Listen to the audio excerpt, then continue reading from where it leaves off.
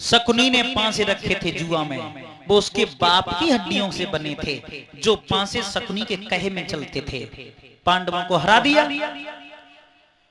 अब पांडव भिखारी बनने के बाद वनवास में जाकर के गुजारा करने लगे। धीरे धीरे समय गुजरता चला गया, और जब समय गुजरता चला गया दोस्तों, इधर 12 बरस का समय व्यतीत हो गया पांडवों का जंगल में। 1 बरस अज्ञात भी व्यतीत हो गई विराट नगर में। उसके बाद में 5 पांडवों ने कन्हैया को बुलाया, और पांडवों ने ये कहा, कन्हैया अब उनसे कह दो कि हमें राजगद्दी में से बंटवारा दे दें। कन्हैया ने कही, ऐसो करो, काहुए शांति दूत बनाए के भेजो, पहले उन पे ये सूचना भिजवाओ कि वो राजगद्दी में से बांट कर दें। भीम ने कही, वैसे हम कछु जानता हूं ना है तुम्हारी नजर में हैं, और हमारी कोई मानतू नहीं है। वैसे एक बात कहना चाहते हैं, बिना लड़ाई के राजगद्दी में से बांट न तो आज मिले और न कल मिले। कन्हैया बोले, ये तो बात बाद की है, पहले शांति दूत बना के भेजो काहुए। भीम ने की, वैसे हमारी इच्छा से तुमसे ज्यादा चतुर चालाक और कोई नहीं है, तुम ही चले जाओ। कन्हैया बोले, अगर तुम्हारी इच्छा है तो हम चले जाएंगे। कन्हैया शांति दूत बनने के लिए तैयार रह गए। सूचना पहुंच गई हस्तिनापुर में कि कन्हैया शांति दूत बन करके आ रहे हैं।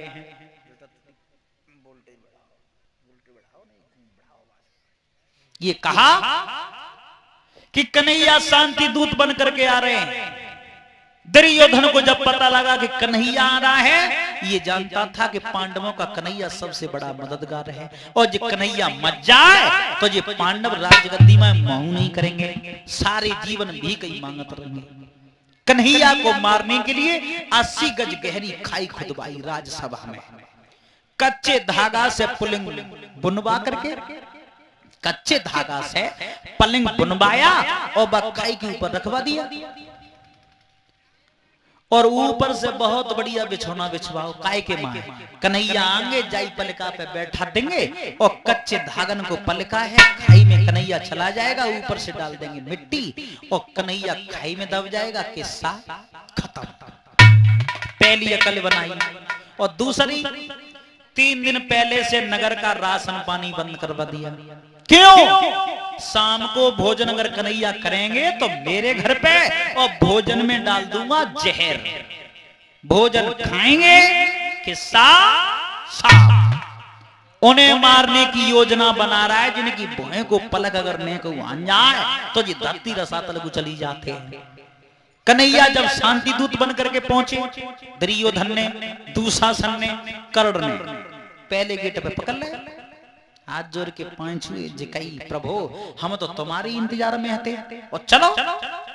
हाथ पकड़ के लेके गए। जैसे ही राजसभा में पहुंचे, जिकई और तो सब बैठे ना बैठे ही हैं, तुम जा पलका पे आ जा।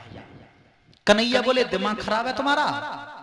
भीष्म पितामह, द्रोणाचार्य, विदुर महात्मा, ऐसी महान शक्ति नीचे बैठी है फर्श पे, और हम जा पलका पे अच्छे लगेंगे का? हैं? अरे हम मैये बैठेंगे जहां जो सब बैठे। दुर्योधन विचार कर रहा है, बड़ो चतुरा बन रहा है, लेकिन शाम को देखूंगा भोजन कहां करेगा। कन्हैया तो विदुर महात्मा के जौरा जाके बैठ गए, और दुर्योधन ने महल में सूचना भिजवा दी, 56 प्रकार के व्यंजन बनवाओ, सब में जहर डलवाओ। जहर के भोजन तैयार है। सूचना आएगी, महाराज भोजन तैयार है। दुर्योधन ने कन्हैया के हाथ जोड़ के कही, चलो भोजन खाए भी चलो। कन्हैया बोले, पागल है गए का? जो तुम्हें मालूम है का दूसरे के घर पे भोजन कब करो जाते है, मालूम है? या तो दूसरे के घर को नो तो हो, समझे, और या प्राणन पे विशेष आपत्ति होए। अगर दूसरे की चौखट को नोतो है तो भोजन कर ले, या बिना भोजन के प्राण निकल रहे होए, मर रहे होए, तो दूसरे घर पे भोजन खाए ले। और तीसरी बात और बताई कन्हैया ने, खवाए बारे के हृदय में प्यार हो तो भोजन कर ले। देखो न्योता तुम्हारा है नहीं, और बिना भोजन के हम मन नहीं रहे, और तुम्हारे हृदय में हमारे कोई प्यार नहीं है, तासे हम आज शाम का भोजन विदुर के घर पे करेंगे।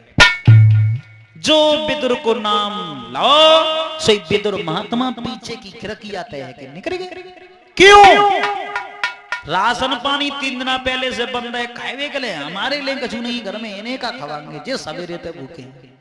पीछे की खिड़कियां तय निकल गए और घर में जाए के किबार बंद कर ले, और विदुर महात्मा भजन करे के लिए बैठे। विदुर और विदुर की पत्नी सुतपा दोनों भजन कर रहे हैं, ताली बजाते हुए बोले। और भजन किया तो किया कैसा? भजन करे भीतर बाबा बाई, भजन करे भीतर बाबा बाई, भजन करे भीतर बाबा बाई।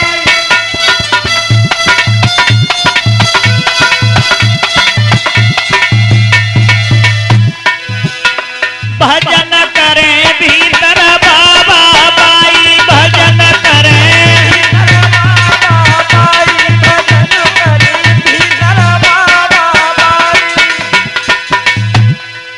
भजन करें भीतर बाबा बाई। अरे आसन मारी बैठ गए दोनों, बैठ गए दोनों, माला रहे घुमाई। भजन करे भीतर बाबा, भजन करे भीतर बाबा। अरे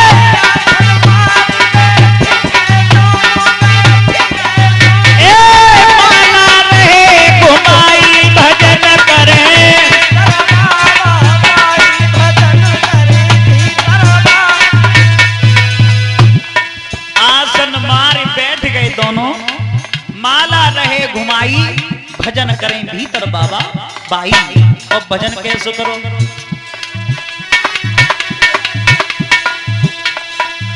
अरे दोनों बैठे उन्हें मनावी,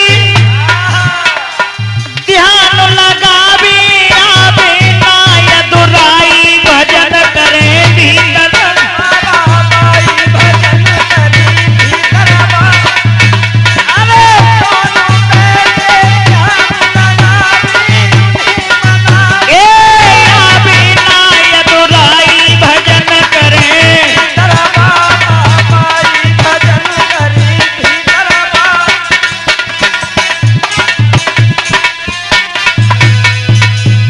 भजन कैसा किया? ऐसो भजन करो जैसो 3 लोकन में न पहले का उन्हें करो न कोई आगे करे। कैसा भजन किया?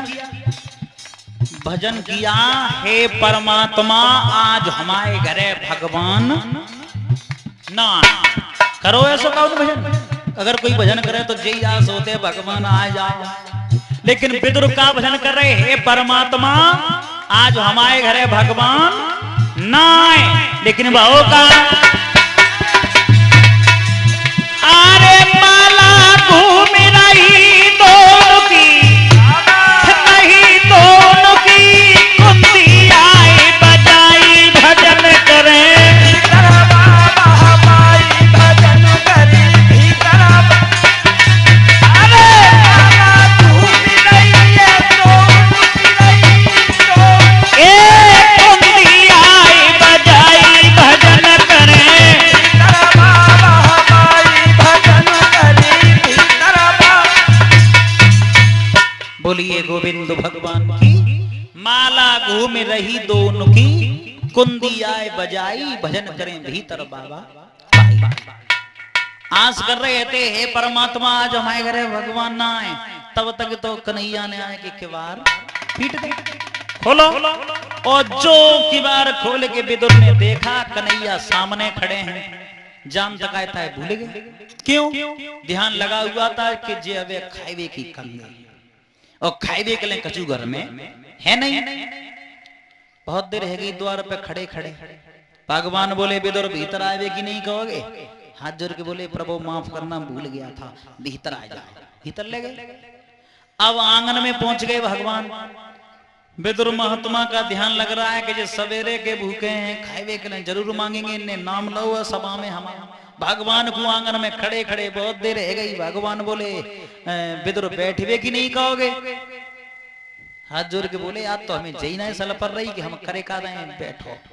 प्रभु नाराज मत हो जाना, जो आसन पे बैठा रे भगवान ने बैठते बैठते कही विदुर सवेरे ते पानी नहीं मिलो, कछु हो तो जल्दी ब्याह, भूख लगी है आत्मा खाई जाती है। विदुर बोले प्रभु जाई बात को तो रोए वो खाए के लिए कछु है ही ना है। भगवान बोले मतलब? प्रभु 3 दिन पहले से राशन पानी बंद है।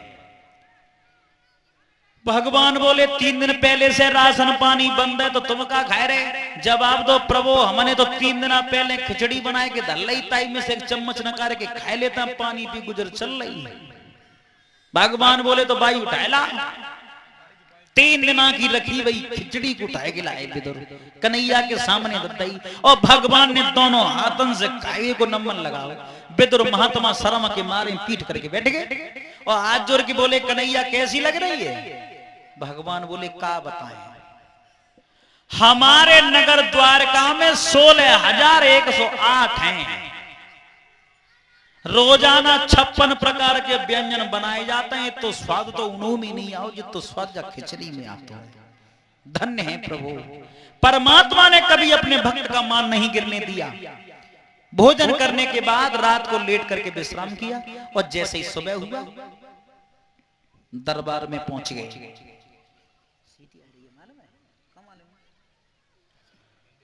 जवाब दिया कन्हैया ने जाकर के दरबार में दुर्योधन से, आप बंटवारा कर दो पांडवों का। दुर्योधन ने की अगर तुम कह रहे हो तो बताओ कैसे बंटवारा कर दें? तो भगवान बोले 5 गांव पांडवों को दे दो और बाकी का राज तुम ले लो। दुर्योधन लालच में फंस गया। बताइए कौन से 5 गांव ऐसे हैं तेने लेकर के पांडव संतुष्ट हो जाएंगे? कन्हैया ने की सुनो, काशी, कश्मीर, पूना, शहर सितारा, 4 तो ये दे दो मुझे, और हमारे कहवे थे 5वां ये हस्तिनापुर दे दो, और बाकी का राज सब तुम्हारा। शकुनी ने कोनी मार के कई बात में मत आ जाइए, इन्हें 5 ही गांव में पूरा राज नाप दिया इनने। शकुनी की बात सुन के दुर्योधन ने कही सुनो, का कही तुमने 5 गांव ना बोला। अरे दुर्योधन ने बोले उचारो,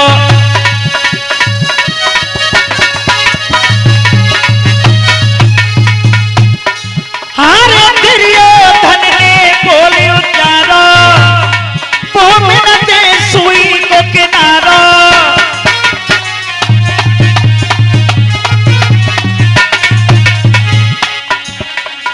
जवाब दिया, क्या कहा तुमने? 5 गांव मैं सुई की नोक के बराबर पृथ्वी नहीं दूंगा। भगवान बोले नहीं देगा तो सुन। तब मोहन ने बात बताई तो दुर्योधन होई लड़ाई।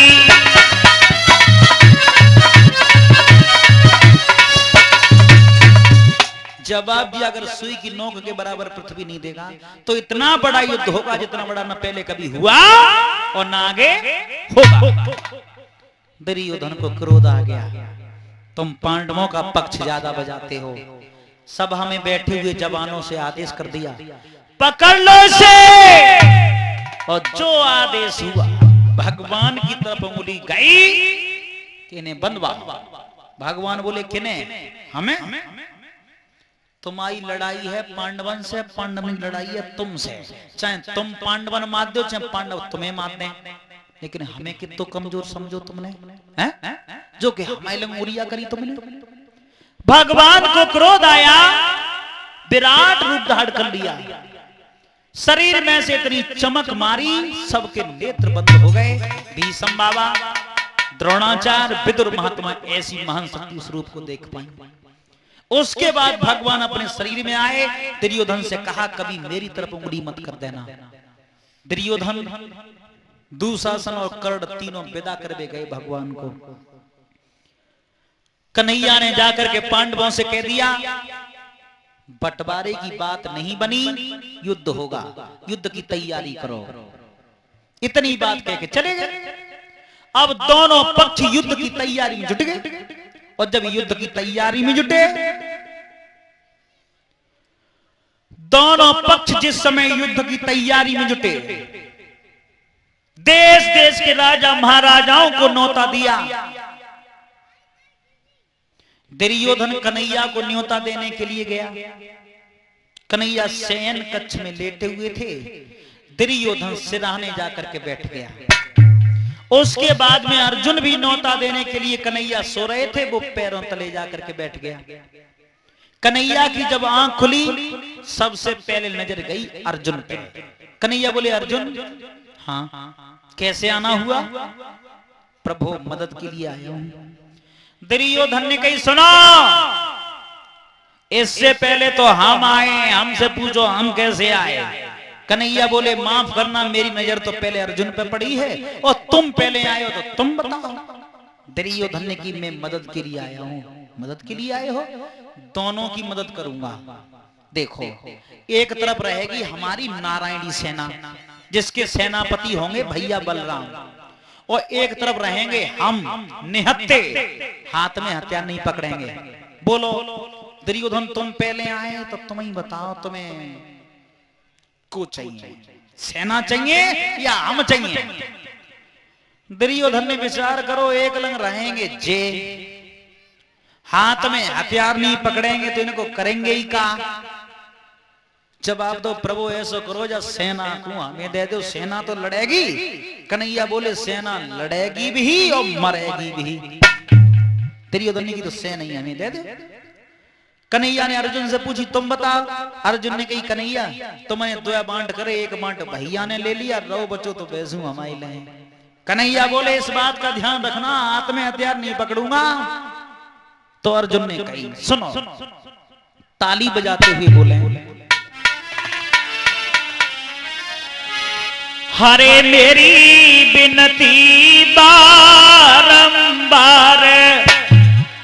कन्हैया दर्शन को आई जइयो।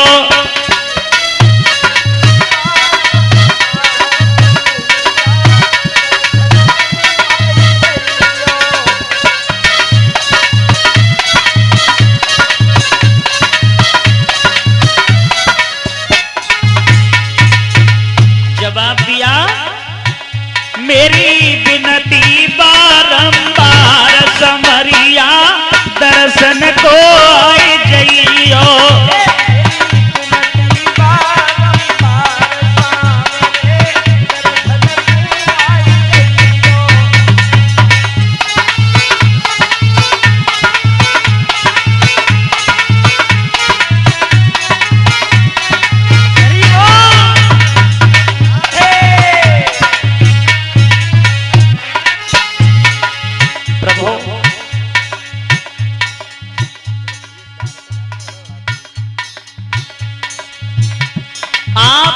केवल हमें दर्शन देते रहना।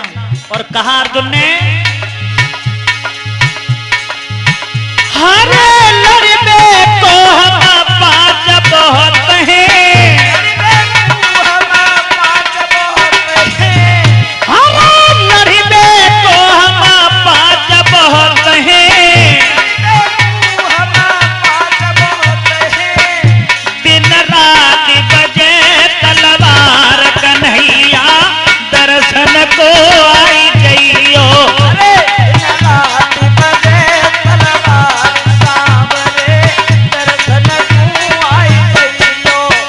मेरी विनती बारंबार, कन्हैया दर्शन को आई जइयो।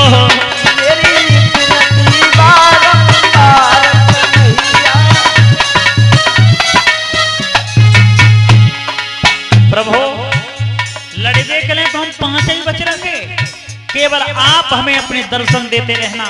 और बोला, अरे भोरे तरस तुम्हारे पांगे, भोरे तरस तुम्हारे पांगे, भोरे तरस तुम्हारे पांगे, भोरे तरस तुम्हारे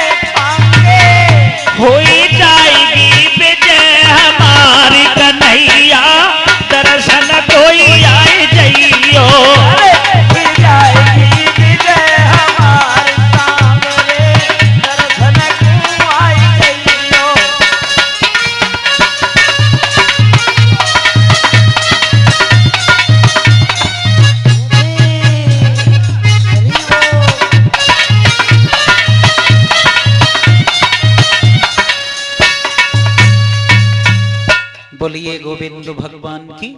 जवाब दिया प्रभु केवल आप अपने दर्शन दिखाते रहना, लड़वे के लिए तो हम 5 ही भैया बच रहेंगे। उसके बाद दोनों पक्ष जब युद्ध की तैयारी में जुटे, भीष्म पितामह ने दुर्योधन से कही लला, हाँ बाबा गलत रास्ता पे कदम पड़ रहा है, काऊ ज्योतिषीय जी दिखवाओ कि जा युद्ध में विजय कैसे होगी, जा युद्ध में जीत हासिल कैसे होगी। दुर्योधन ने की किने पूछवाएं बाबा। भीष्म ने बताया तुम सहदेव से जाकर के पूछो जो पांडवों का सबसे छोटा भाई है। दुर्योधन ने की बाबा लड़ाई तो उनसे ही होने के लिए और बेका हमें बता देंगे कि जीत कैसे होगी। भीष्म बोले यही तो अंतर है, तुम स्वार्थी हो वो स्वार्थी नहीं है, अगर तुम पूछने जाओगे तो सहदेव बता देगा। दुर्योधन गए, सहदेव पूजा पाठ करके ठाणे भाई सो दुर्योधन को सामने देखे, हाथ जोड़ के पैर छुए और जी कही भैया कैसे आए। दुर्योधन ने कही ज्योतिष विद्या में ने गणित लगा और जी बताओ हमें कि जब महाभारत के युद्ध में जीत कैसे होगी। सहदेव ने पत्रा में जाओ बाओर पंट के गणित लगाओ और सोई कही कि अमावस्या वाले दिन जो कुरुक्षेत्र में झंडा गाड़ देगा बाई की विजय है जाएगी। दुर्योधन को जैसे ही ये सूचना मिली कि अमावस्या को जो कुरुक्षेत्र में झंडा गाड़ेगा उसकी जीत होगी, सोई लौट गया, झंडा की तैयारी में जुट गया कि अमावस लगे और हम झंडा गाड़ दें। और इतने दुष्टन ने कही भीम से, भीम हाँ भैया काऊ पे जी गणित कटवाओ कि जा युद्ध में जीत कैसे होगी। भीम ने की किन पे कटवाएं। युधिष्ठिर बोले और कहां फिरोगे, अब वो छोटो भैया सबसे ज्यादा तेज है, आइए पूछो। सो भीमसेन ने हाथ में गदा पकड़ी, कंधा पे रखे के गए सहदेव के सामने और सहदेव ने कहा जानी कि हमने जीत दुर्योधन को नहीं बताई ताके बारे में इन्हें पता लग गया। सो डर के मारे नबज बखा पे झटका मारी गई। सहदेव के सामने गए भीम ने की सहदेव हाँ भैया ज्योतिष विद्या से जी बताओ हमें कि जा युद्ध में जीत कैसे होगी। सहदेव बोले भैया माफ करना, हम एक बात को एक ही बार कहते हैं। भीम बोले मतलब। सहदेव ने कही हम एक बात को एक ही बार कहते हैं। भीम ने कही हमने कब कही कि तू 2 बार का एक ही बार कहे कि जीत कैसे होगी। सहदेव ने कही माफ करना भैया मैंने जीत तो कहा हुआ है, बताई दे किने जकी दुर्योधन को।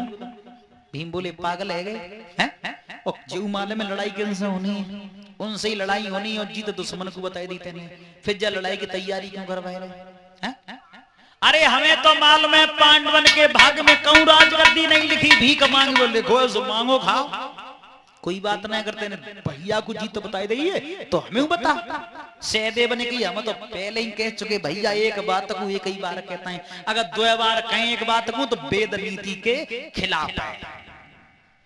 भीम ने कही वेद नीति के खिलाफ है, हमारे घर में तो 2 नीति लाइन फिर रही हैं। भीम ने कही बड़े भैया से कहें कि जा काम है जा तरीका से कर ले ना, धर्म नीति के खिलाफ है। आज तो से कहिए ना वेद नीति के खिलाफ है। अगर तुम दोनों में से एक मत जाए तो हमें भीख न मांगनी पड़े, लेकिन करें कहा वैसे एक आधे मारू देते पर लगे 100 जा लगे गिने चुने 5, कोई बात ना जीत बता कैसे होगी। जो कही भैया मारो चाहे छोड़ो एक बात को एक ही बार कहते हैं, अगर 2 बार कहें तो वेद नीति के खिलाफ।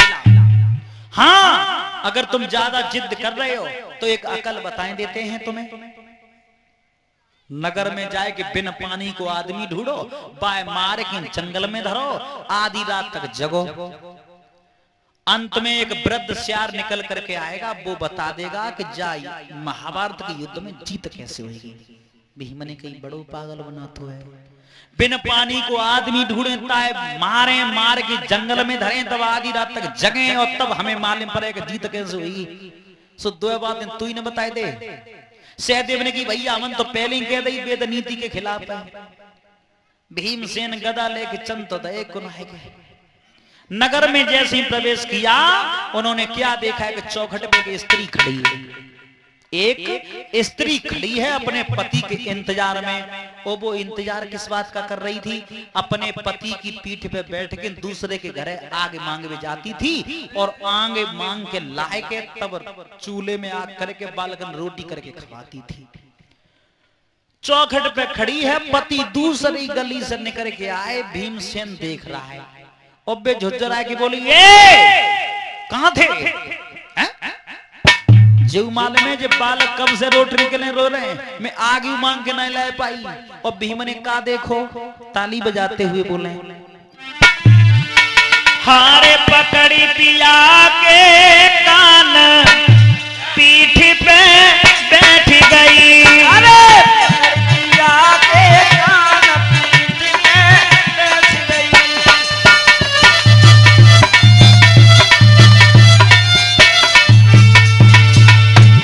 भीम ने देखा पकड़ी पिया के कान पीठ पे बैठ गई। भैया पिया के कान पीठ पे बैठ गई।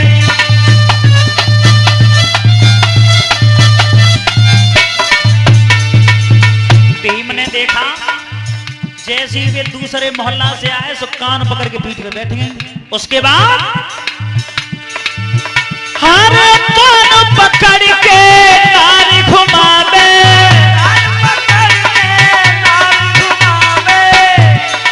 दुल्हनी आग मांगी बे जावे। आग मांगी बे जा रही, पीठ पे सवार। चालंग मुड़ न होए, ताइलंग को कान कर दे, ताइलंग को मोड़ दे। नाय करे सम्मान पीठ पे बैठ गई।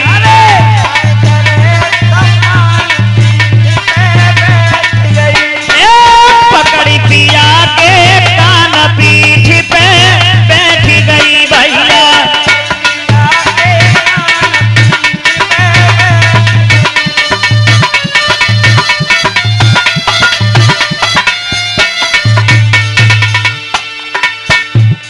पकड़ के आगे बढ़ी। भीमसेन विचार कर रहा है होए न होए जय बिन पानी को है।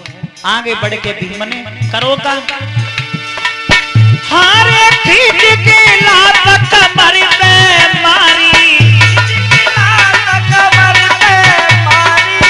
और तगड़े में डाल गई घर बारी।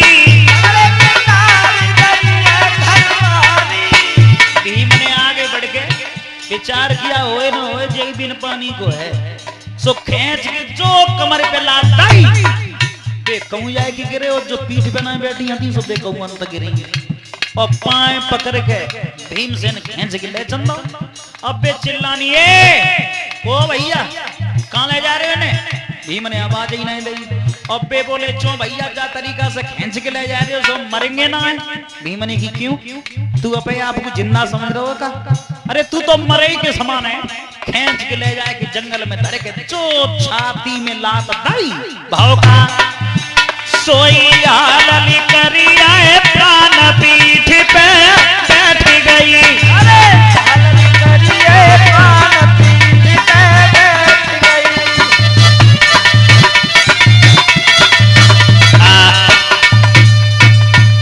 बोलिए गोविंद भगवान की। झाड़ी में ले जाए कि धरे और जो छाती मिला दई सोई के साथ खत्म मार के धर दे। अब भीमसेन विचार कर रहा है मार के तो धर दे जन पानी दार है जन बिना पानी के कैसे पतो लगे। एक झाड़ी में छुप गए भीमसेन। उसके बाद में क्या देखा अंधेरों सो एवे के लिए जब आओ तो झाड़ी में से सियार आए निकल के बा मुर्दा के चारों तरफ घूमे सूंघ के दूर जाए के बैठ जाए। भैया कोई मत खाइयो बिन पानी को है। भीम विचार कर रहा परमात्मा तीर निशाने पे लग गया, आदमी तो बिन पानी को ही लुढ़गो और जे मालूम पच जाए कि जीत कैसे होगी युद्ध में। रात होती जाए और जैसे ही खूब रात भाई बड़ी झाड़ी से वृद्ध सियारा आओ निकल के बाऊ ने चार लंग चक्कर काट के दूर जाके कही कोई मत खाना इसे बिन पानी का है। छोटे छोटे सियार बोले भूख लगी है। भीमसेन विचार कर रहा है जे तो अपई बातें करते हैं और सहदेव ने जकई के वृद्ध श्यार बताएगा जीत कैसे होगी। उसके बाद छोटे छोटे श्यार ने जब जकई के भूख लगी है तो वृद्ध श्यार समझा के बोला सुनो, हारे मत घबराओ मित्र हमारे, अरे कौरव पंड लड़ेंगे और कुरुक्षेत्र की भूमि पे अब लाखन वीर मरेंगे।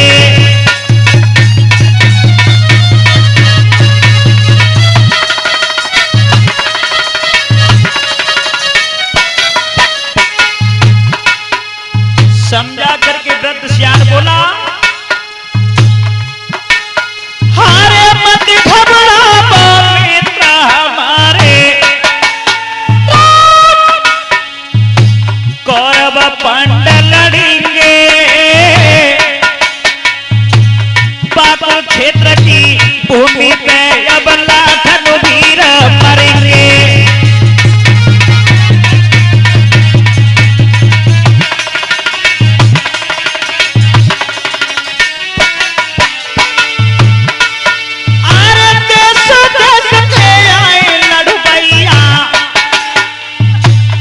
कट रोंड गिरेंगे सवरे चलियो कुरुक्षेत्र को सबके पेट भरेंगे।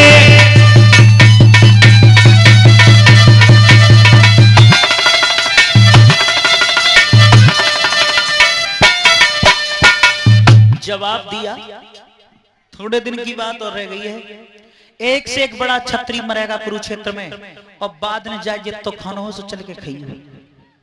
अब छोटे छोटे श्यार बोले महाभारत का युद्ध होगा और जी पतो पर जाए कि बम जीत के नकी होगी।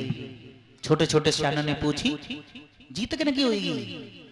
अब भीमसेन विचार कर रहा है, अब बात आ रही है ठिकाने की, सो झाड़ी में से बाहर को निकल आओ।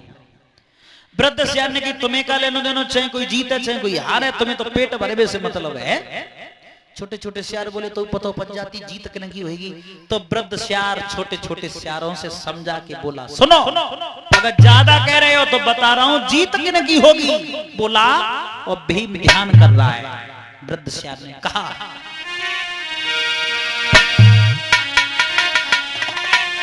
अरे लड़ेंगे कौरव और पंडा,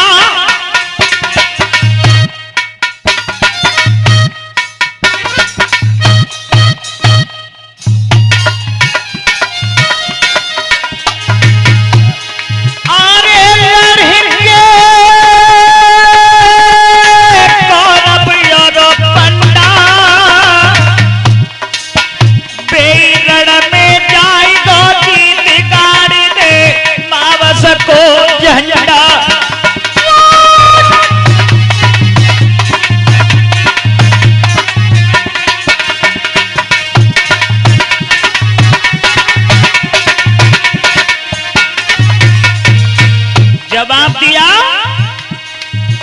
बेरड़ में जाएगा जीत गाड़ी दे मावस को झंडा।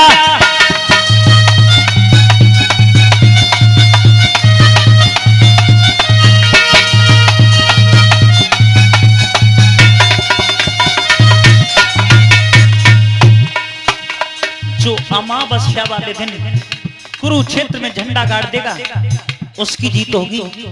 और भीमसेन तो जाए इंतजार में है, तो कैसे जी मालिम पर जाए जीत कैसे होगी। और जब मालिम पर विचार किया, हमें तो जीव न मालूम मावस कब की है, आज की है कि कल की है। और घरे पूछवे का हुए गए तो रास्ता में ना मावस निकल जाए। और भीम ने करोगा अरे सुनी जब भीमा ने पानी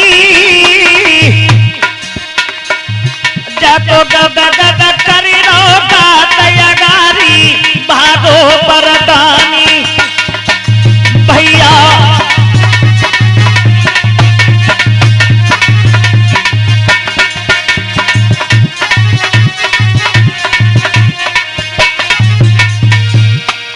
अरे भीम आगे तो बढ़िया और कुंती माँ को लाल तो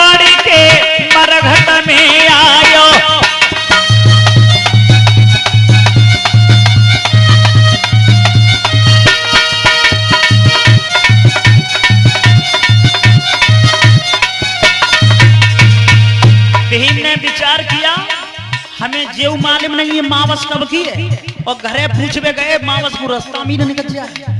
मरघट में पहुंचा, उसके बाद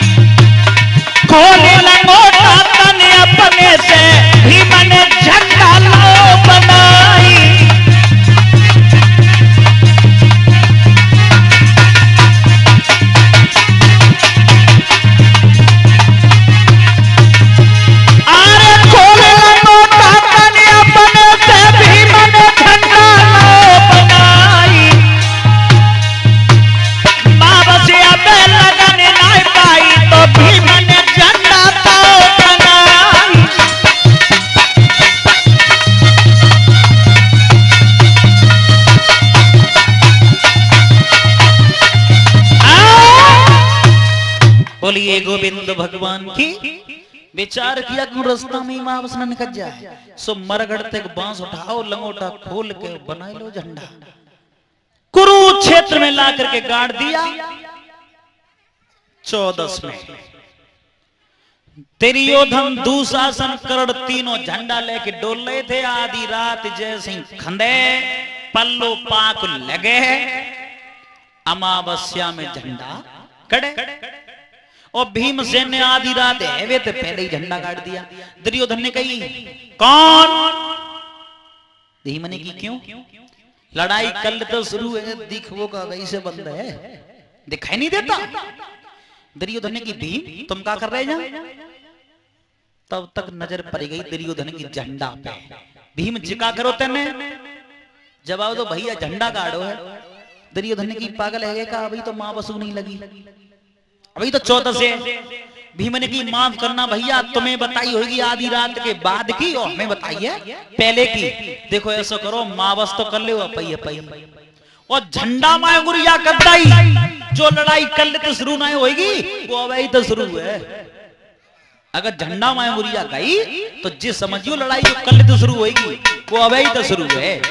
कहने का मतलब झंडा भीमसेन का पहले गड़ गया। अब 18 दिन और 18 रात का युद्ध निकट हुआ। 40 मील जैत खमगाड़ा था द्रोणाचार्य ने कुरुक्षेत्र में, बीच में वहां से 40 मील वर्गाकार उस कुरुक्षेत्र की लंबाई चौड़ाई थी। 18 अक्षौणी सेना थी दोनों पक्ष में, 7 अक्षौणी सेना पांडव पक्ष में थी और 11 अक्षौणी सेना कौरव पक्ष में थी।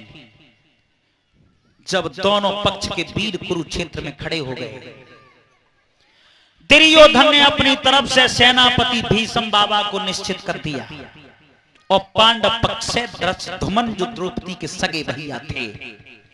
दोनों पक्ष के वीर जब कुरुक्षेत्र में खड़े हुए, कन्हैया ने एक बात कही, क्या? जो वीर ये सोचता हो कि धर्म पांडवों के साथ है, अगर कोई ये वीर सोचता हो कि धर्म पांडवों के साथ है, कौरव पक्ष से कोई वीर इधर आना चाहता हो तो आ सकता है। हाँ, अगर कोई ये सोचता हो पांडव पक्ष में कि धर्म दुर्योधन के साथ है, इधर से कोई उधर जाना चाहता हो तो जा सकता है। भगवान ने जब ये कहा तो पांडव पक्ष से कोई वीर नहीं गया, दुर्योधन पक्ष से एक वीर निकल करके आया पांडवों में, जिसका नाम था उत्सु, जो दुर्योधन का सौतेला भाई था। एक दासी से पैदा था धृतराष्ट्र के बिंदु से, जिसका नाम था उत्सु। पांडवों के जाकर के मिल गया। दुर्योधन ने कर्ण के बराबर जाकर के कहा, कर्ण भैया आप देख रहे हैं, इसे कहते हैं सौतेला। ये सौतेला है, इस वजह से मुझे छोड़ करके चला गया। दुर्योधन की बात सुनकर के कर्ण ने कहा, ना मैं ये नहीं मानूंगा कि ये सौतेला है इस वजह से चला गया। क्यों? क्योंकि सौतेले तो बहुपक्ष में हैं, 2 माद्री के थे और 3 कुंती के थे। सौतेले तो उधर भी हैं, उनमें से क्यों नहीं आया? दुर्योधन ने की अगर जा बात नहीं माने तो जय मान ले, अगर ये सगा भाई होता मेरा तो मेरे साथ लड़ता और मेरे साथ मरता। ये पांडवों में जाके नहीं मिलता। करने की जो बातें नहीं मानेंगे। क्यों? कि वो बात कही अपने ऊपर करने, क्योंकि वो भी तो किसी का सगा था।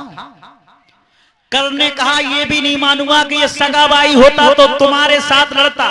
मैं तो ये कहूंगा दुर्योधन महाराज, इसकी आत्म इच्छा की आवाज है कि मैं युद्ध पांडवों के साथ करूं, इसलिए पांडवों से मिल गया। उसके बाद कन्हैया ने क्या देखा, एक बारी उम्र का लड़का बीच कुरुक्षेत्र में आकर के खड़ा हो गया। तरकस में केवल 3 बाण थे, हाथ में धनुष लगा हुआ है, बीच में आके खड़ा हो गया। बहुत देर हो गई बच्चे को खड़े खड़े। भगवान बोले कौन हो तुम? कौरव पक्ष में आई हो तो उधर चले जाओ और पांडव पक्ष में आई हो तो इधर आ जाओ। बालक ने कहा प्रभु पहली बात तो यह है कि मुझे यही पता नहीं है कि मैं कौन से पक्ष में जाऊंगा। भगवान बोले फिर आया क्यों है? बालक ने कही अबई बा पक्ष को हमें इंतजार है, समझे? अभी उस पक्ष का हमें इंतजार है कि मैं कौन से पक्ष में युद्ध करूंगा। भगवान बोले इंतजार? आखिर बात क्या है? तुझे यहां भेजा किसने है? जवाब दिया मेरी मैया ने। तेरी मैया ने? तेरी मैया ने ये नहीं बताया कि कौन से पक्ष में लड़ेगा? जवाब दिया प्रभु बताया तो है, लेकिन उस पक्ष का इंतजार है, मुझे इंतजार है। कैसा? तो वो बारी उम्र का लड़का बता रहा है, सुनो। आरे जोड़े दोनों हाथ गिरा बालक ने उच्चारी,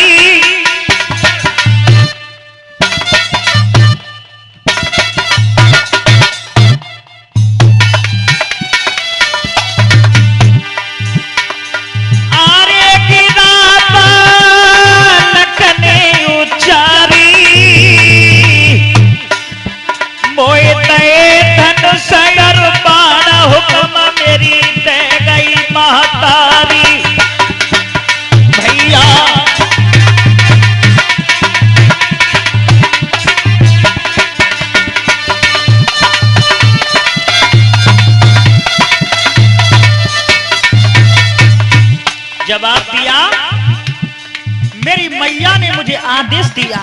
क्या? अरे लला तू कुरुक्षेत्र जाइए, जादल की है जाए हार मदद तू बाकी कर दइए।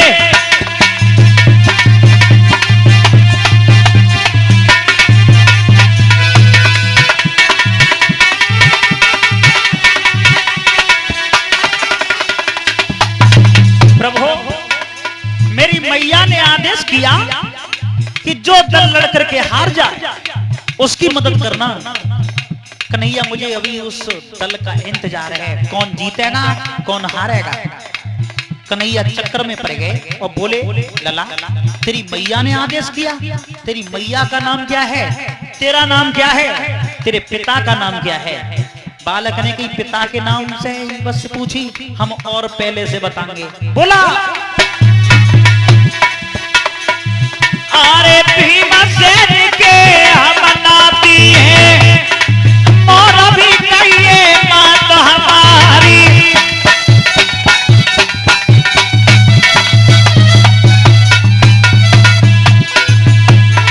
जवाब दिया अरे भीमसेन के हम नाती हैं और भी कहिए बात हमारी। और खटो तक्ष के हम बेटा है बबरी कहे नाम हमारी।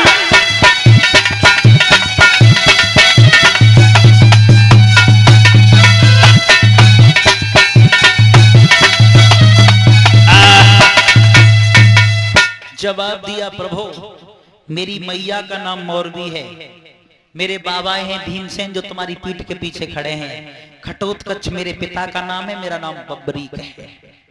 माफ करिएगा, कुछ लोग ऐसा बताते हैं जो कुरुक्षेत्र में आया था उसका नाम बब्रा वाहन था, लेकिन बब्रा वाहन और है, ये अर्जुन का बेटा था। और ये जो कुरुक्षेत्र में आया ये भीम का नाती था जिसका नाम था बब्री। कन्हैया बोले बेटा तुम्हारी मैया ने ये आदेश किया कि हारते हुए पक्ष को विजयी बनाओगे तुम, हैं? तो जी बताओ हम मान कैसे लें कि तुम वास्तव में बलवान हो? बालक ने की बताओ कैसे मानोगे? कन्हैया बोले कछु करके दिखाओ। बालक ने की बात तो सही है। आज वो लड़का तरकस से एक बाण निकाल करके डोरी पे रख रहा है और तीर की नोक पे लाल रंग का निशान लगाया, मंत्र मार के छोड़ दिया। दोनों पक्ष में जितने ऊंट थे, जितने हाथी थे, जितने घोड़ा थे और जितने जवान थे, सबकी छाती पे एक ही बाण से लाल रंग के निशान लगा दी। 5 पांडव, छठ में कन्हैया, 6 रह गए पांडव पक्ष में, अश्वत्थामा, कृतवर्मा, कृपाचार्य, 3 रह गए पल्लव। बालक ने कही प्रभु अब की बार और आदेश दे दो। दूसरे बाण में 6 जालंग, 3 पल्लंग, 9 ठाणे दिखाई देंगे कुरुक्षेत्र में, बाकी के सब कटे मिलेंगे। कन्हैया बोले रुको रुको, इस बात को मैं नहीं मानूंगा कि तू योद्धा है। ये छाती पे लाल रंग के निशान काऊ न काऊ जादू मंत्र से तेन लगाए हैं। बालक ने कही तो फिर दूसरा बाण चला के देखें। भगवान बोले रुक जाओ, उलाहत मत करे। देखे हम आम के वृक्ष के नीचे खड़े हैं, एक ही बाण से हर पत्ता को बेद के देखा। अगर हर पत्ता को एक ही बाण से बेद देगा तो मैं मान जाऊंगा कि तू वास्तव में क्षत्रिय है। बालक ने कही मान जाओगे? भगवान बोले बिल्कुल मान जाऊंगा। तो 12 उम्र का लड़का कर्म कर रहा है अपना और 3 लोग का छलिया कन्हैया काम कर रहा है अपना। दोनों ने कौन कौन सा कर्म किया? सबसे पहले उस बच्चे ने आरे आंखें बंद करी सुत ने और लव बाण चढ़ाई है।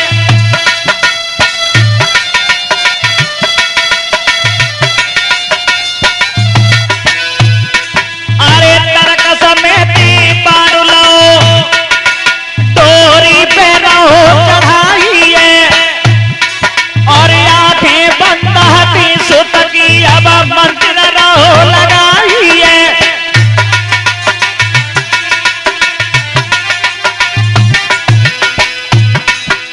पहला बाण चला दिया, उससे छाती पे लाल रंग के निशान लगाए और दूसरा बाण डोरी पे रखा, नेत्र बंद करके मंत्र का जाप कर रहा था।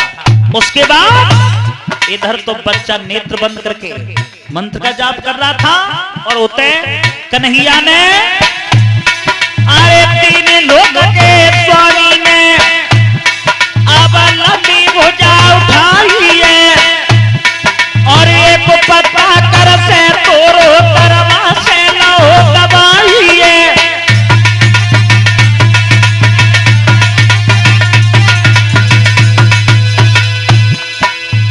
बच्चे की आंखें बंद हैं और कन्हैया ने पत्ता तोड़ के तरवा के नीचे दबा लिया। उसके बाद अरे बाला छूट गया बेटा को बात पे चाहिए और सबरे पत्ता बेच गए सोई बाला भूमि में चाहिए।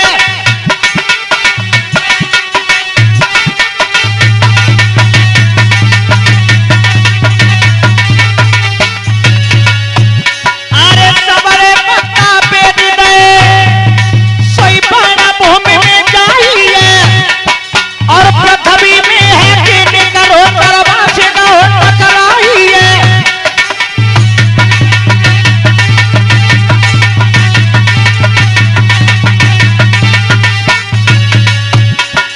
एक ही बाण से हर पत्ता को बेदने के बाद बाण पृथ्वी में प्रवेश कर गया और पृथ्वी में है कि घूम के निकल के भगवान के तरवा से टकरा गया। बालक ने की कन्हैया माफ करना, एक पत्ता तुम्हारे पाए के नीचे और है, या तो ऊपर से पैर हटा लो अन्यथा तरवा को छेद के पार निकल जाएगा। और जैसे ही सुनी कन्हैया ने कि पांव छेद के पार निकल जाएगा, कहने का मतलब अरे तू बना होएगा हरि को जीना, सब काया के चले पसीना।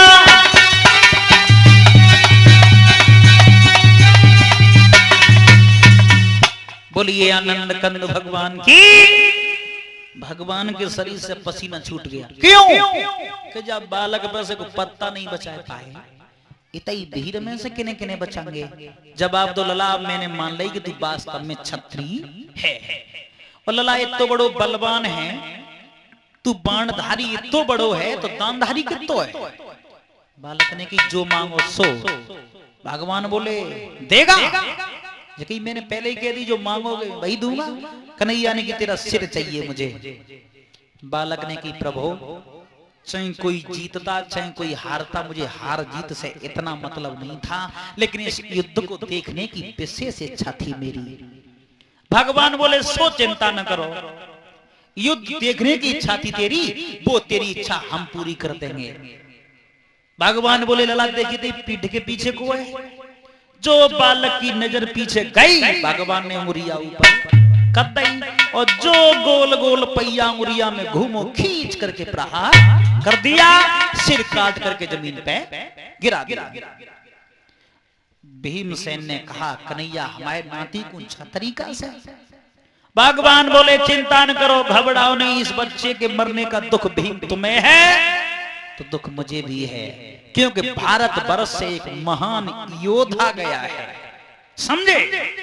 कन्हैया ने कहा अगर दुख तुम्हें है भीम तो दुख मुझे भी है। भारत वर्ष से एक योद्धा गया है, लेकिन हम तुम्हें विजयी बनाते, कौरवों को हरवाते। ये हारते हुए पक्ष को विजयी बना देता, मानता नहीं। भगवान ने उस सिर को उठा करके छ्यों करके वृक्ष पे ऊपर ले जाके टांग दिया, दिव्य शक्ति प्रदान कर दी। यहां से देख तो सकते हो लेकिन कर कुछ नहीं पाओगे। अब दोनों पक्ष में युद्ध प्रारंभ हुआ, घमासान। भीष्म बाबा ने कह दिया प्रथम दिन मैं 10,000 वीर रोजाना मार करके शंख बजाऊंगा, लेकिन 5 पांडवों में से किसी को नहीं मारूंगा अपने हाथ से। दुर्योधन ने की ठीक है बाबा तुम 10,000 वीर मारो ऐसे और 5 पांडव निकले तो हम पे और भी रहते हैं, हम चैता से मरवा देंगे। कहने का मतलब सुबह से शाम तक भीष्म बाबा युद्ध करते हैं, 10,000 वीर गिन के मारते हैं। अर्जुन बचाने की कोशिश करता है लेकिन गिनती कम एक हुए बाबा की। 10,000 वीर रोजाना मारे और शाम को शंख बजा दे। 8 दिन का युद्ध निकल गया। युद्ध 18 दिन का निकट था। दुर्योधन ने आया कि कही भीष्म बाबा से बाबा हाँ हमें खूब माल में खाते हो हमारा और बजाते हो पांडवों का। भीष्म बोले क्यों? जवाब दो 10,000 वीर रोजाना मर रहे तुम पे हैं? 10,000 वीर रोजाना मर रहे और पांडवन में से एक नहीं मरो। भीष्म ने की हम तो पहले ही इतना नहीं करते कि पांडवों में से किसी को नहीं मारूंगा। दुर्योधन की बात ये नहीं है बाबा, बात ये है खाते हो मेरा और बजाते हो पांडवों का। जब लांछन लगा भीष्म पे जवाब दिया बाबा ने, दुर्योधन मैं अखंड प्रण करता हूं कल के युद्ध में 5 पांडवों के जान से मार दूंगा। समझे? और जो ये प्रण भीष्म ने लिया कि पांडवों को मार दूंगा कल, पांडव पक्ष में शोक की लहर दौड़ गई और कौरव पक्ष में खुशी की लहर दौड़ गई। क्यों? कि भीष्म बाबा ने प्रण किया है तो कौन बचा देगा। जैसे सांझ को लौट के पांडव गए डेरा पे, कुंती ने कही कन्हैया से लला हाँ कछ कह रही बुआ लला बात जय है कि जा लड़ाई बंद करवाओ। बंद क्यों? लला जब मैं 5 ही जिंदा नहीं रहेंगे तो राजगद्दी को क्या करूंगी मैं। अरे हमन तो बहुत पहले से आदत डाल रही है भीख मांग की खाएवे की, सब भीख मांग की गुजारो कर लेंगे, जब लड़ाई बंद करवाओ। कन्हैया बोले बुआ तुम जे चाहो कि भीषम बाबा से हम लड़ जाएं, पार हमारी नहीं पड़ेगी। हाँ अगर तुम चाहो तो कुछ धरा उठाई कर दें। एक बात और बता दें तुम्हें, कृष्ण जैसा यादवों में राजनीतिक कोई नेता नहीं हुआ।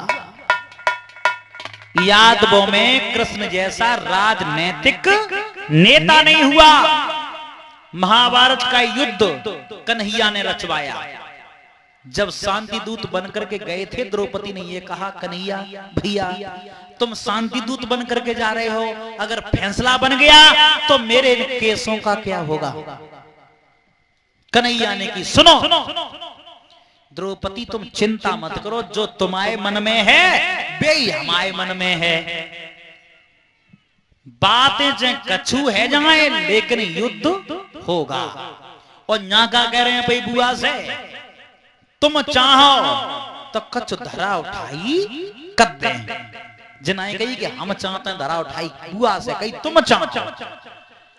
कुंती ने कही तो लला धरा उठाई कर दो।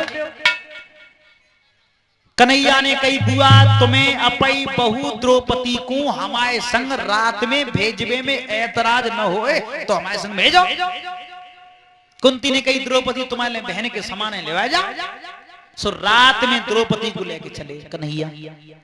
जब डेरा पे से निकले तब द्रौपदी पीछे हती, कन्हैया आगे हते। और जो डेरा से नेक अगेला निकले सो द्रौपदी आगे कन्हैया पीछे। और द्रौपदी और कन्हैया भीषम बाबा को ढूंढवे के लिए बड़े ताली बजाते हुए बोले रात्रि में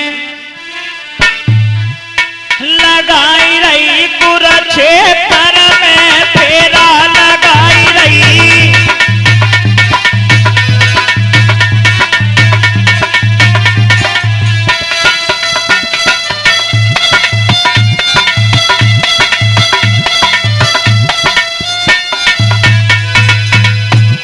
लगाई रही कुरुक्षेत्र में फेरा लगाई रही।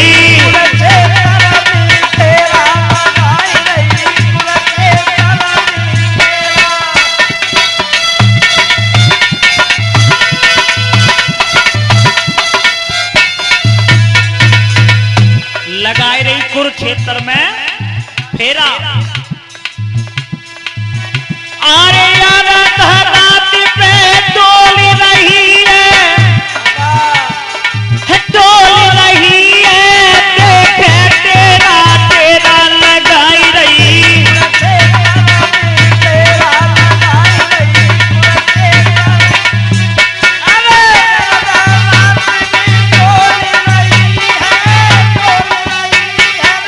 देखे तेरा तेरा लगाई रही।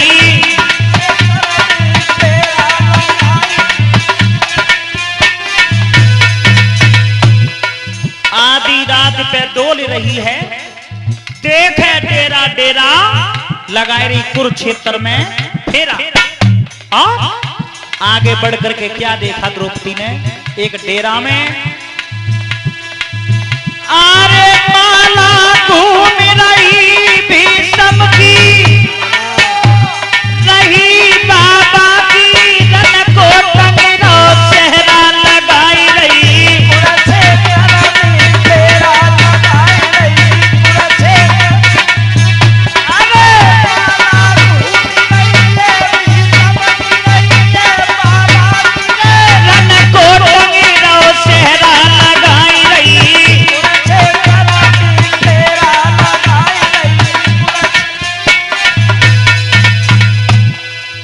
क्या देखा द्रौपदी ने, माला घूम रही बाबा की, रन को टंगरो सेहरा लगाई रही कुरुक्षेत्र में फेरा। और एक बात और बताऊं तुम्हें, महाभारत के युद्ध में 18 दिन और 18 रात 3.5 जीव सोए नहीं थे। कौन कौन? कन्हैया, और दूसरी द्रौपदी, और तीसरे भीषम बाबा। कन्हैया को नींद क्यों नहीं आती थी?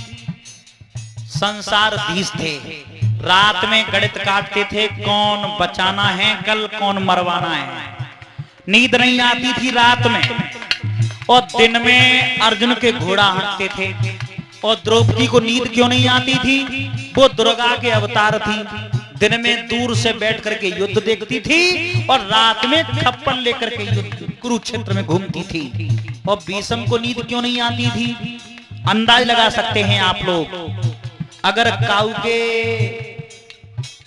नातिन में, काऊ बाबा के नातिन में लठ बज जाए और बाबा से जिप पूछी जाए बाबा कित को मत जाए, तो बाबा का बताएंगे? चाहे कौरव पक्ष में मरे चाहे पांडव पक्ष में मरे, लेकिन मत तो भीष्म को ही हो, क्योंकि दोनों पक्ष के बाबा थे भीष्म। नींद नहीं आती थी रात में। और द्रौपदी ने कहा कन्हैया से, भैया भीष्म बाबा जा डेरा में बैठे भीतर। जैसी जी सुनी के भीतर बैठे, कन्हैया ने की तो जाओ पाए पकड़ के बैठ जाइए, और जब तक बाबा आशीर्वाद न दे तब तक पैर मन छोड़ना। द्रौपदी गई और भीष्म के पाए पकड़ ले, और जब पाए पकड़े तो भीष्म बाबा का बोले,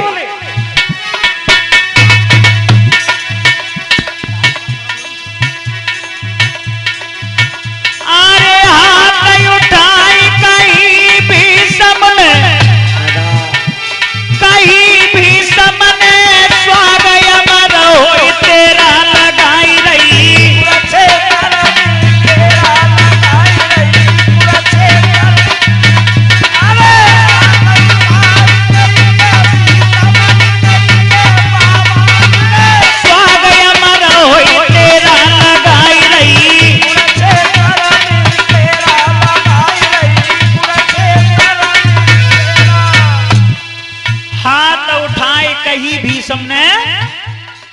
स्वाग अमर होए तेरा लगाए रे कुरुक्षेत्र में फेरा।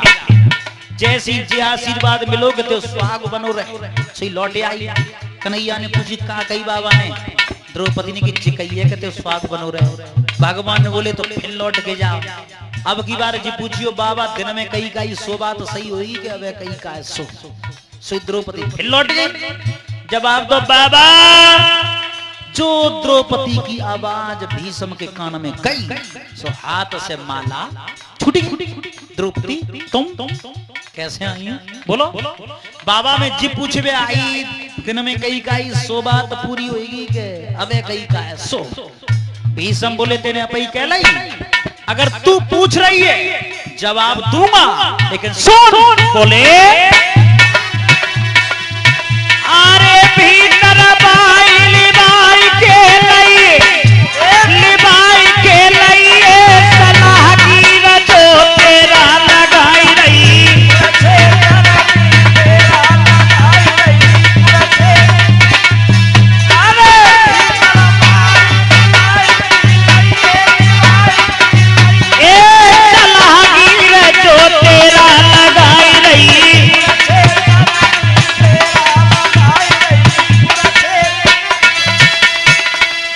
बोलिए आनंद कंद भगवान की।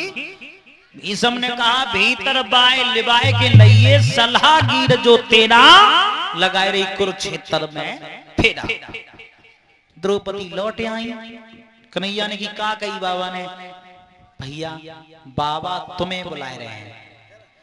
जैसे ही कन्हैया ने जो सुनी कि भीष्म बाबा हमें बुलाए रहे हैं, पैरों तले पृथ्वी खिसक गई। जन का कंगे बाबा?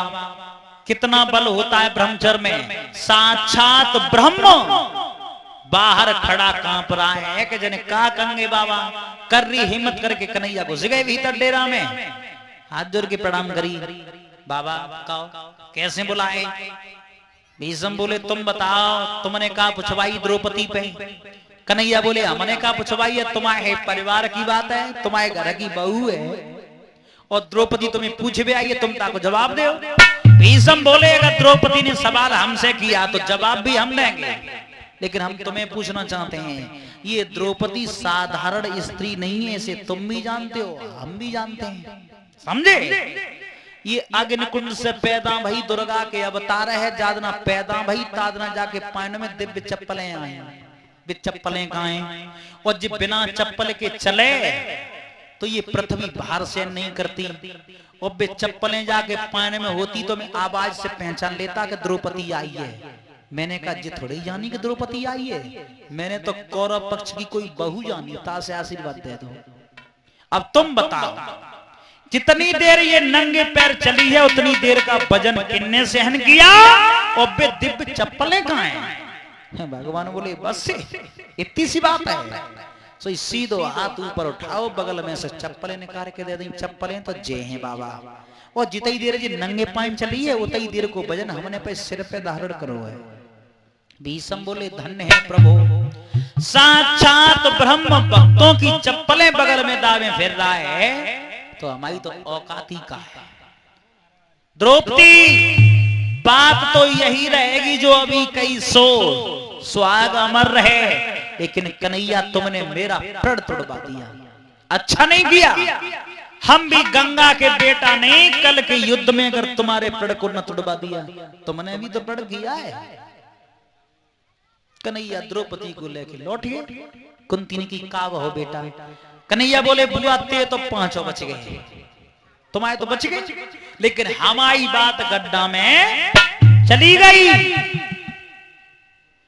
द्रौपदी को डेरा पे छोड़ा, अर्जुन से कही उठो सोए को टाइम ना है, हमारे संग चलो। अर्जुन को लेके भीष्म के डेरा पे पहुंचे। अर्जुन ने जाए कि भीष्म बाबा के पैर छुए, अर्जुन की कही बाबा ऐसो करो के तो जा लड़बे बंद कर दो। कन्हैया ने सीख कौन सी दई? 9 दिन हेवे के लिए जा रहे हैं भाई, भीष्म बाबा ही नहीं मरे, और भीष्म ही ना मरे तो जे और मरे कहते जान देंगे, और जो सब मरेंगे ना है जीत होगी ना है, अगर जीत ना होगी तो राजगद्दी कैसे मिलेगी? भीष्म से कही बाबा क्या तो लड़े वो बंद कर दो, और लड़े वो बंद न करो तो राजगद्दी में से बांट कर दो। भीष्म ने कही देखे लड़ना बंद नहीं कर सकता, क्यों? क्योंकि क्षत्रिय वो होता है रणभूमि को पीठ न दे, रण से या तो विजय हासिल करके हटे या मर के हटे, और बंटवारा में इसलिए नहीं कर सकता कि मेरे अधिकार में कोई वस्तु नहीं है। और भीष्म बाबा ने कन्हैया से कही कन्हैया अब हमें का लग रही है कि हमाओ कुनबा हमसे दुखी है। और भीष्म बोले कन्हैया जब बड़े बूढ़े से परिवार दुखी है जाए बा बड़े बूढ़े को मर जाना चाहिए। ये भीष्म ने कहा कि देखो दिन में दुर्योधन कह रहा था खाते हो मेरा बजाते हो पांडवों का, अब ये रात में अर्जुन कह रहा है कि तो लड़े वो बंद कर दो, के बांट कर दो, अब लड़े वो कैसे बंद कर दे, और ताते तो बढ़िया जय है कि मरे वो सही है। कन्हैया ने कोनी माता अर्जुन के यही पूछ लो बाबा मरोगे कैसे? अर्जुन ने कही बाबा हाँ तो यही बताओ मरोगे कैसे? भीष्म ने कही सो नहीं हम पयो काल को हस्तिनापुर के राजा को बताएंगे। राजा को? कन्हैया ने की अर्जुन से चलो हमारे संग ले गए। दुर्योधन के डेरा पे पहुंचे। अर्जुन ने आवाज दी दुर्योधन भैया। दुर्योधन ने करे आए अर्जुन रात में कैसे बोलो? अर्जुन ने कही एक दिन की बात याद करो, तुम्हें चित्रसेन नाम का गंधर्व आकाश मार्ग से बांध के ले जा रहा था, और उस दिन जंगल में मैंने तुम्हें छुड़ाया गंधर्व से, तब तुमने जिकई जो ते मन में हो सो तू हमसे मांग, तो हमने भैया जी कह दी तुमसे अबे ना जब जरूरत पड़ेगी तब मांग लेंगे। याद है? दुर्योधन ने की याद है, बोलो क्या चाहिए? अर्जुन ने कही नेक देर के लिए जी राज मुकुट दे दो हमें बस। हाँ सो राज मुकुट दुर्योधन ने दे दिया अर्जुन को। अर्जुन ने अपने सिर पे बांध लिया, भीष्म के सामने जाके कही बाबा हाँ अब हम कुएं। भीष्म ने की अब तू हमारे हस्तिनापुर को राज आए तो बताओ मरोगे कैसे? भीष्म ने की हाथ धोए के पीछे पड़ गए, तो अब तुम सुनो मरेंगे कैसे। आज भीष्म बाबा अपना काल अर्जुन को बता रहे हैं। बोले अरे भोरन गड़ी जाए झंडी है,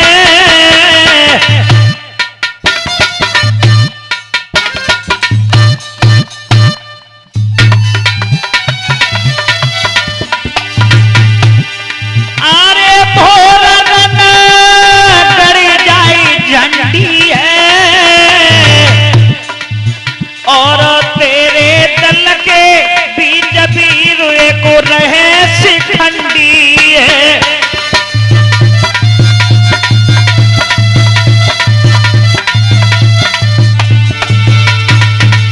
जवाब दिया, तेरे दल में एक शिखंडी नाम का वीर रहता है। और सुन, अरे गिरा बाबा ने उच्चारी दे पिछलो भेद बताई है तो वो पहले जन्म नारी।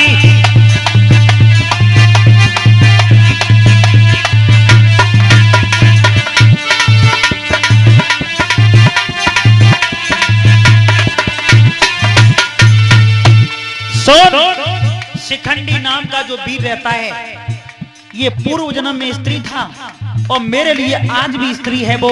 और सुन, मैं मरूंगा कैसे?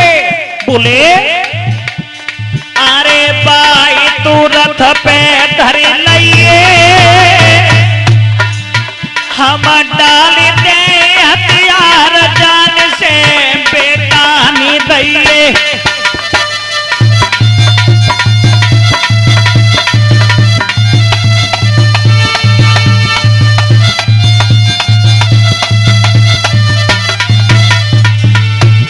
जवाब दिया, तू शिखंडी नाम के वीर को रख करके लाना, मैं उसके सामने हथियार डाल दूंगा।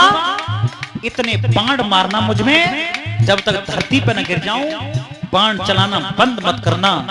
अगर ये सोच गया कि ये मेरे बाबा हैं, इन्हें कैसे मारूंगा, अगर मौका तेरे हाथ से निकल गया, तेरे जैसे हजारों अर्जुन और तेजे संगनाए कन्हैया, ऐसे हजारों कन्हैया आ जाए फिर भी ये भीषम मरेगा नहीं, इसलिए मौका मत निकल जाने देना। उसके बाद भैया सोच समझ की कालया जब ही समन बताए तो है।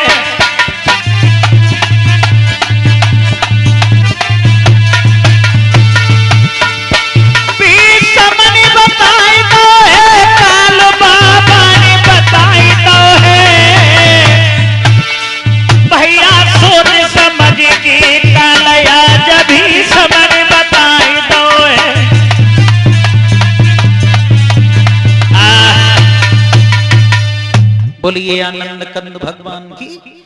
जवाब दिया, मैं अपने हथियार शिखंडी नाम के वीर के सामने डाल दूंगा। काल के बारे में पता करने के बाद लौट करके चले गए और जैसे ही सवेरा हुआ दोनों पक्ष के वीर कुरुक्षेत्र में खड़े हो गए, ताली बजाते कीर्तन बोल रहे हैं। उसके बाद देखते हैं कथा की तरफ।